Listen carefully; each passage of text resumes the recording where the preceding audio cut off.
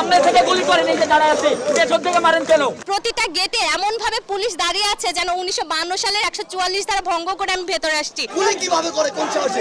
তাও ক্যাম্পাসের ভিতরে ঢুকে গ্রেনেড ছুটছে, এটা সাহস তারা পায় কোথায়? শুধু ঢাকা বিশ্ববিদ্যালয়ে না, এটা হচ্ছে পুরো দেশের আন্দোলন, পুরো দেশের সব ইনস্টিটিউশনের সব শিক্ষার্থীর আন্দোলন।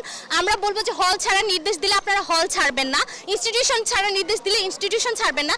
যারা বাসা থেকে, যেমন আমি বাসা থেকে এসেছি সকালবেলায় উঠেই যে আমাকে আজকে যেতে হবে, এবং আমি ট্রান্সপোর্ট চেঞ্জ করে করে বারবার এসেছি কারণ আমাকে এখানে এসে পৌঁছতে হবে, এবং এসেই দেখছি যে আমার বিশ্ববিদ্যালয়ে প্রতিটা গেটে এমনভাবে পুলিশ দাঁড়িয়ে আছে যেন 1952 সালের 144 ধারা ভঙ্গ করে আমি ভেতরে আসছি।